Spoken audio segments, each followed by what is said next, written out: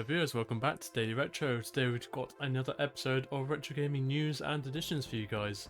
3 pieces of news this past month to go through, so without further ado, get straight into it. So the first piece of news is Analogue, who I mentioned a lot on my channel based on FPGA products that they make, like the Analogue Pocket, which I absolutely adore. So they've just announced the N64 version of their console. So this is called the Analogue 3D. It's basically very similar to what they've done with the Mega Drive and the SNES versions that they make, like the Mega SG. I expect this to retail sort of around $300, I would say. So this is coming in 2024 and will take original N64 cartridges and output via HDMI. What's different with this one is it actually native outputs for up to 4K resolution, so higher than the Mega SG and Super NT has been. So that's really interesting to see.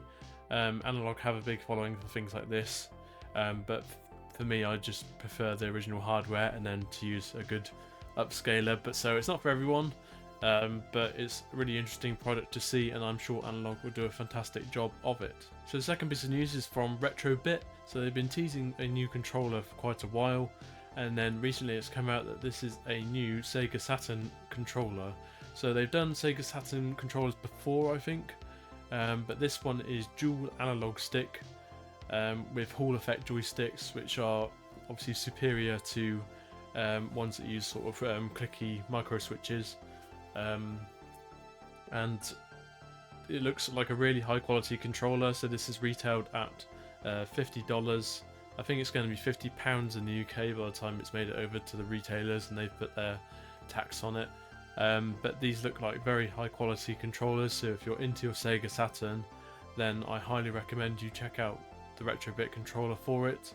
They're from their sort of pro range, so you know the components are going to be really good, the buttons and the D-pad and such as well.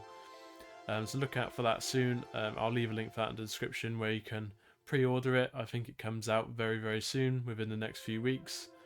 So jump on that if you want one. And then finally on the news front is something very interesting, to be honest. It's basically a company called Mars are making a FPGA console sort of alternative to the Mister project, and they've employed a lot of people from the Mister project who've done development for cores to this new Mars hardware.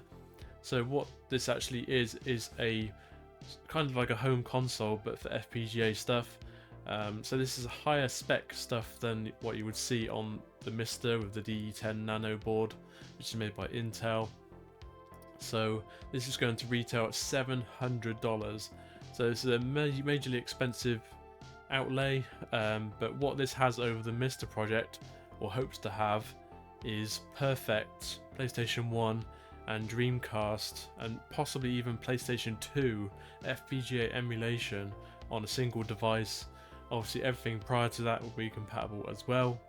So this is much higher hardware spec than you would get from the 10 Nano board to put on a Mister, and yeah, it's exciting to see a transition of that scale, let's say. This is coming out in early 2024 from what I understand.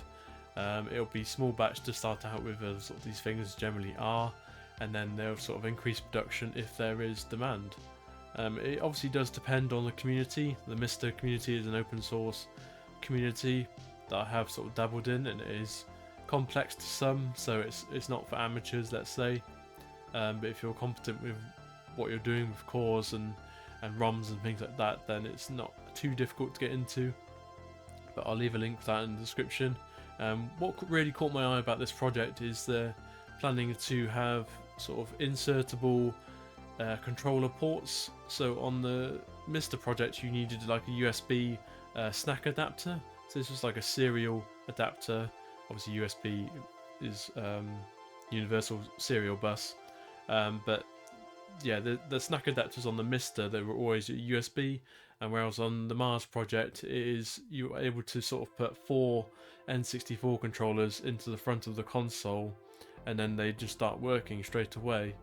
I presume they've got some sort of universal way of connecting that to their main FPGA board, but they are going to have like hot swappable ports for different consoles, so you'll be able to use your original controllers as well with not too much hassle.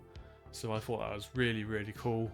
You can go and check that out in the description. So jump into the pickups. There's not too much this month, to be honest, but right at the start of the month I saw this pop up on an eBay alert, and I jumped straight on it because I've been looking for it for ages, and that is the original Rallycross. I had Rallycross 2, which seemed to be quite a common sort of PlayStation 1 game, and I actually played it and I really enjoyed it, to be honest. Really good Rallycross racing game, and I'm sure the original is very good as well. This cost me, I think, £8 on eBay. It was up for 10, and I sort of made an offer, and they sent me pictures of the disc, and I was happy with the condition. It is pretty good condition, not amazing, but one I definitely wanted for the collection. And then about a week after that, so I went to Play Expo at the start of October. Yeah, it must have been start of October. And I might have already mentioned these, but anyway, we got Xeno Crisis. So this has been by Bitmap Bureau. They sort of make they're a modern game company that make their games for old consoles as well as new. So they've got it as like a download on Switch and PS4, but then they've got it on the Mega Drive and the Neo Geo and even PlayStation 1, and possibly I think it's coming to the Atari Jaguar soon. This has been out on Mega Drive for about 3 or 4 years now, I think it is, but I've always had my eye on it, and I actually had a go on it on their sort of demo rig at Play Expo on a big 20-inch BVM. Bloody hell, that thing was beautiful. I really wish I could afford one like that, but it just felt absolutely perfect to play a game like this. See all that sort of pixel detail. But anyway, yeah, really enjoyed this game. Very good 2-player game, so the wife was very happy to play that 2-player with me. So yeah, really chuffed with that. And then next up was there's kind of a lot of rally games on my list at the moment that are handheld games, mainly Game Boy, and they seem to be overly expensive on eBay, like massively inflated over what they should be. But anyway, I saw this at the market in Play Expo and could not refuse, and there's Top Gear Rally on the Game Boy Color. I've already put this in a box protector. This is a rumble game actually, so you can put a battery in the cartridge and it rumbles when you do certain things in the game, like run wide in the corner. Not the most graphically impressive Game Boy Color game, but it is actually quite hard to find complete, just because it's not a very sought after game, I think. But yeah, I'm pretty chuffed with that. I think it cost me £14. I think it was there for sort of 18, and I sort of bartered a little bit and said, "Would you do it for 14?" They're like, "Yeah," so that was good. Especially pleased as the most recent listing I've seen on eBay was £30. No one's actually bought it, but that's the most recent complete listing.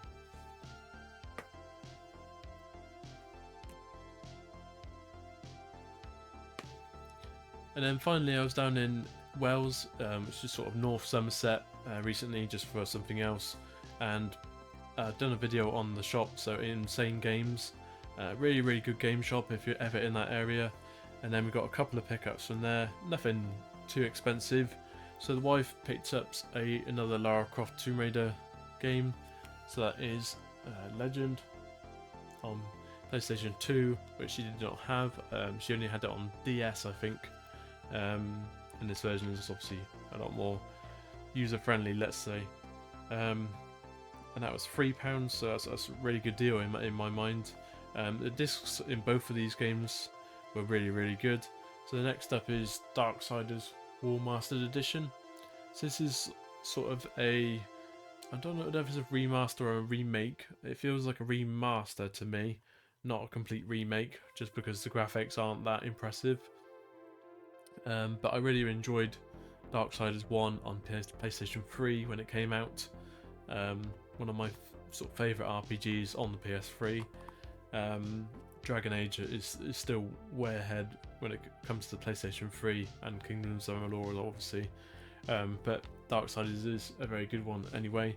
And anyway, the remastered version of that was £5, so I was very happy to pick it up at that price. So that's all for this episode, guys. I hope you've enjoyed watching. If you've got any sort of comments on the news or my pickups this month, then please feel free to comment down below, and don't forget to like and subscribe, and we'll see you very soon for another video. Cheers.